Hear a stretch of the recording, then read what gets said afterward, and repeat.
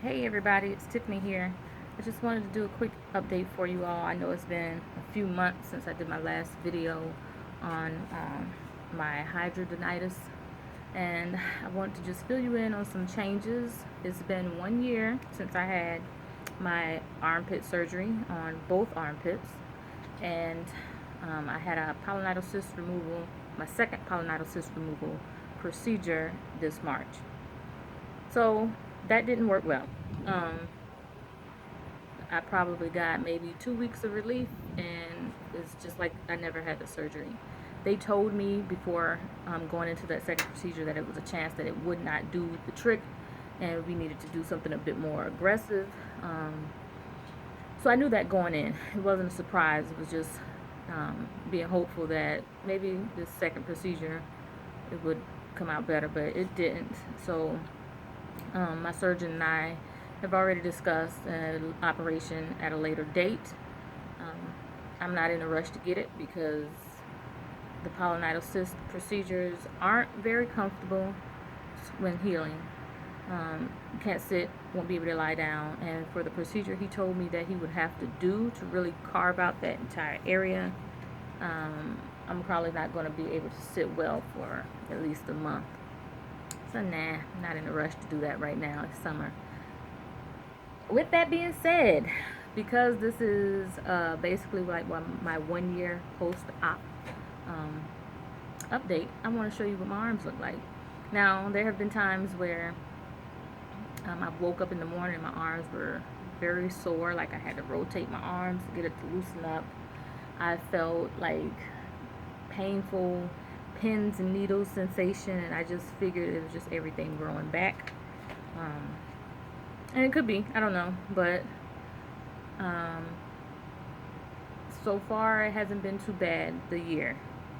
Haven't had too many issues with flare-ups or them having to go back in there for anything. So I'm going to show you what it looks like. This is my left arm. It was the worst arm, and as you can see here, spots. Now this is, he cut up here and he cut all of this.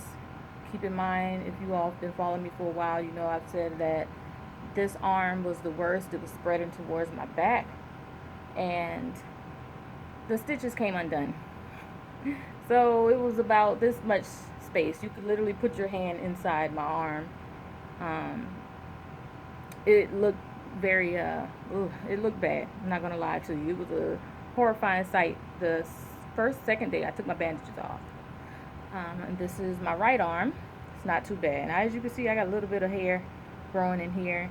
Do I shave? No. Do I wax? No. I'm not touching this area. For those of us who have HS, particularly in this region, you know how painful it is. And shaving and waxing, just pulling on the area, I'm just not about it. I'm not going to do it.